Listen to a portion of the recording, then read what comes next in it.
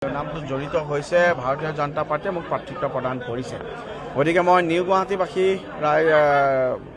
সমষ্টিৰ সমূহ ৰাইজক মই শ্ৰদ্ধা জনাইছোঁ, মই নমস্কাৰ জনাইছোঁ, মই সেৱা জনাইছোঁ আৰু এটা প্ৰতিশ্ৰুতি মই আপোনালোকক প্ৰদান কৰিব বিচাৰিছোঁ যে যি ঐতিহ্যৰে ঐতিহ্যমণ্ডিত নিউ গুৱাহাটী সমষ্টি, এই ঐতিহ্যমণ্ডিত সমষ্টিৰ এজন জনপ্ৰতিনিধি হ'বৰ কাৰণে যিখিনি গুণ লাগে, যিখিনি তেখেতৰ নিজকে ব্যক্তিত্ব গঢ়ি তুলিব লাগে, মই সেইখিনি গঢ়ি তুলিবৰ কাৰণে মই সম্পূৰ্ণৰূপে অপ্ৰাণ প্ৰচেষ্টা চলাম।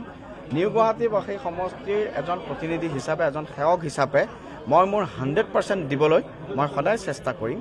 এই নিউ গুৱাহাটীবাসী সমষ্টিত যথেষ্ট সংখ্যক সমস্যা আছে।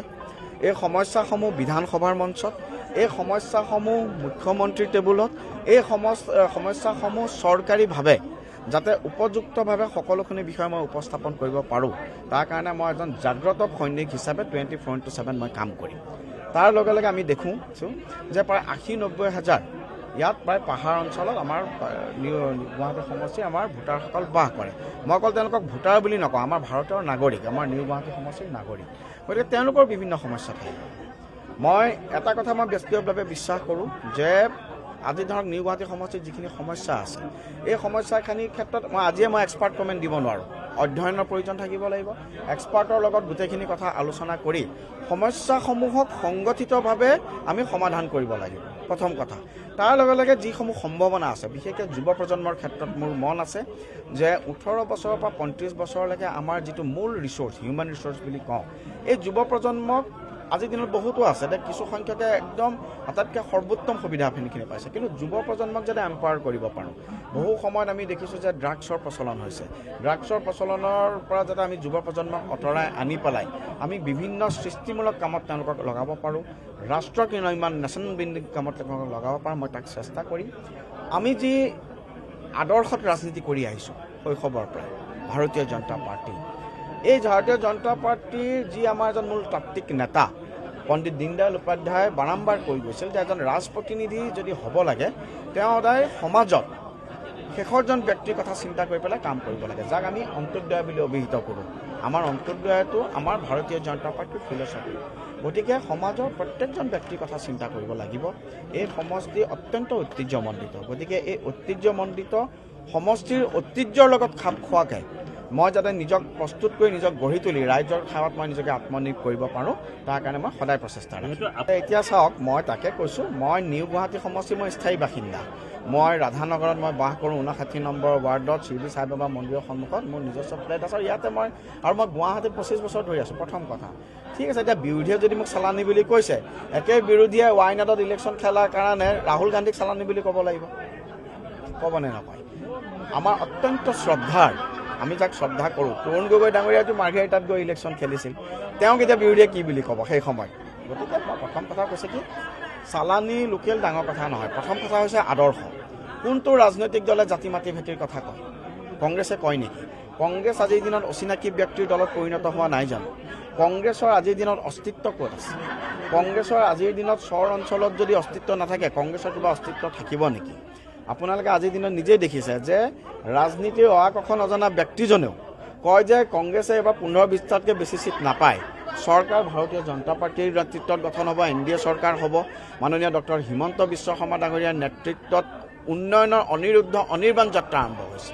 মই নিউ গুৱাহাটীবাসীৰ ৰাইজক মই এটাই তেওঁলোকক আহ্বান জনাব বিচাৰিম যে এইটোৱে সেই কংগ্ৰেছ পাৰ্টি, যিটো কংগ্ৰেছ পাৰ্টীয়ে অসমত 27,000 কোটি টকাৰ যেতিয়া ছেমি কণ্ডাক্টৰ ইণ্ডাষ্ট্ৰী স্থাপন হ'বলৈ আহিছিল, এই কংগ্ৰেছ পাৰ্টিৰ নেশ্যনেল প্ৰেছিডেণ্টৰ পুতেক কৰ্ণাটকৰ মিনিষ্টাৰ প্ৰিয়াংক খাৰ্গে অসমত নলেজ নাই, অসমত মেধা নাই বুলি কৈ ছেমি কণ্ডাক্টৰ ইণ্ডাষ্ট্ৰী স্থাপন কৰিব নালাগে বুলি দাবী দিছিল, ধমকি দিছিল। আৰু এই দাবী আৰু ধমকিক নিৰ্লজ্জভাৱে গৌৰৱ গগৈৰ নেতৃত্বত কংগ্ৰেছক সমৰ্থন কৰিছিল। কংগ্ৰেছে যিমান কওক, যিমান নকওক, মই আপোনালোকক এটা কথাই সুধিব বিচাৰিছোঁ, অসমৰ প্ৰতি আপোনালোকৰ এই মাহিয়াৰ চকু কিয়? অসমত ইণ্ডাষ্ট্ৰী নালাগে নেকি? অসমত আন্তঃগাঁথনি নালাগে নেকি? অসমত উন্নয়ন নালাগে নেকি? নে সকলোখিনি উন্নয়ন কেৱল গান্ধী পৰিয়ালৰ হ'ব লাগে? নিশ্চিতভাৱে মিয়াক তেওঁলোকৰ কাৰণেতো সদায় লোকেল। তেওঁলোকৰ কাৰণে আজিৰ দিনত আপোনালোকে চাওক, তেওঁলোকৰ কাৰণে কংগ্ৰেছ কংগ্ৰেছটোতো আজিকেইদিনত আৰলে পৰিৱেশিত হৈছে, ৰকিবুল হুছেইন ডাঙৰীয়ালৈ পৰিগণিত হৈছে। তেওঁলোকৰ কাৰণে ৰকিবুল হুছেইন তেওঁলোকৰ কাৰণে আদৰণীয়, তেওঁলোকৰ কাৰণে তানজিল হুছেইন আদৰণীয়। মোদীজীক কাটি কাটি হত্যা কৰিব লাগে বুলি কোৱা ইমৰান মাছুদ আজিৰ দিনত গৌৰৱ গগৈ ডাঙৰীয়াৰ প্ৰধান পৰামৰ্শদাতা। গতিকে চৰ অঞ্চলৰ পৰা অহা তেওঁলোকৰ কাৰণে লোকেল। কিন্তু মই এই যিজন ব্যক্তি মই আজি 25 বছৰ ধৰি পেলাই মই গুৱাহাটীত আছোঁ, গুৱাহাটীৰ প্ৰত্যেকটো ৱাৰ্ডত গৈ পেলাই আমি সাংগঠনিক কাম কৰিছোঁ 25 বছৰ ধৰি পেলাই। ইয়াত জেগাই জেগাই গৈ ৱাৰ্ডে এৰিয়াই গৈ পেলাই আমি বিভিন্ন সময়ত আমি বিভিন্ন ধৰণৰ কাম কৰিছোঁ। গতিকে এইটো সময়ত লোকেল চালানী কৈ পেলাই আচলতে এইটো কংগ্ৰেছৰ যিটো হতাশগ্ৰস্ততাৰ ৰাজনীতি, তেওঁলোকৰতো ইছ্যু একো নাই। তেওঁলোকে আজিৰ দিনত ডক্টৰ হিমন্ত বিশ্ব শৰ্মা ডাঙৰীয়াৰ ৰাজনীতি প্ৰত্যাহ্বান মোকাবিলা কৰিব পাৰিব নেকি? আমাৰ যিখিনি উন্নয়ন হৈছে, আমাৰ যিখিনি ডেভেলপমেণ্ট হৈছে, মই এতিয়াও মনত আছে, মই সমগ্ৰ গুৱাহাটীবাসীৰ ৰাইজক মই মনত পেলাই দিব বিচাৰোঁ। আমি সেই সময়ত পঢ়িছিলোঁ যেতিয়া তৰুণ গগৈ ডাঙৰীয়া মুখ্যমন্ত্ৰী আছিল, মই খুব শ্ৰদ্ধা কৰোঁ। তেখেতে কৈছিল যে গুৱাহাটীত উন্নয়ন হৈছে, কিহৰ কাৰণে? যে গুৱাহাটীত জাবৰৰ সংখ্যা বৃদ্ধি হৈছে। জাবৰৰ সংখ্যা বৃদ্ধিক যিটো ৰাজনৈতিক দলে উন্নয়নৰ প্ৰতীক বুলি কয়, সেইটো ৰাজনৈতিক দলে কিবা ভিজন বা কিবা সপোনৰ কথা গুৱাহাটীবাসীক লৈ ক'ব পাৰিব নেকি? আমাৰ সপোন আছে নিউ গুৱাহাটীবাসীক এখন খুব কৃত্ৰিম বানপানী মুক্ত, খোৱা পানী বিশুদ্ধ খোৱা পানীযুক্ত নিউ গুৱাহাটী, যুৱ প্ৰজন্মক এম্পাৱাৰ্ড কৰিব পৰা এখন ড্ৰাগছ মুক্ত, এখন নিচাযুক্ত সমাজৰ পৰা আমি তেওঁলোকক আঁতৰাই আনিব পাৰোঁ, এখন খুব ঐতিহ্যমণ্ডিত নিজস্ব মহিমাৰে মহিমামণ্ডিত নিউ গুৱাহাটীবাসীক প্ৰস্তুত কৰা আমাৰ কল্পনা আছে। অহা 23 তাৰিখে আমি খানাপাৰাত আমি ভাৰতীয় জনতা আমাৰ 3জন কেণ্ডিডেট, মই নিউ গুৱাহাটীৰ দীপ্লৰঞ্জন শৰ্মা, চেণ্ট্ৰেল গুৱাহাটীৰ বিজয় গুপ্তা ডাঙৰীয়া, দিছপুৰৰ প্ৰদ্যুৎ বৰদলৈ ডাঙৰীয়া আৰু ডিমৰীয়াৰ মাননীয় অসম গণ পৰিষদৰ প্ৰাৰ্থী ডক্টৰ তপন দাস ডাঙৰীয়া আমি একত্ৰিত হ'ম। আহি পেলাই আমি ইয়াত সমজিলা আয়ুক্তত কাৰ্যালয়ত আমি DC অফিচত আহি পেলাই আমি মনোনয়ন পত্ৰ আমি দাখিল কৰিম।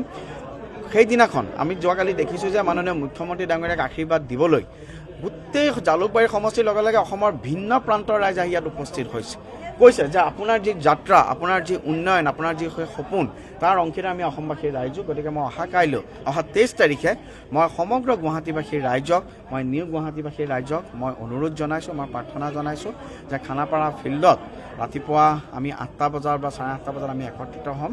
আমাক আশীৰ্বাদ প্ৰদান কৰক, আমাক উৎসাহ প্ৰদান কৰক। আপোনালোকৰ আশীৰ্বাদ লৈ পেলাই আমি আমাৰ উন্নয়নৰ যি প্ৰতিশ্ৰুতি লৈ আমাৰ এই যাত্ৰা, আমি এই যাত্ৰা আৰম্ভ কৰিম।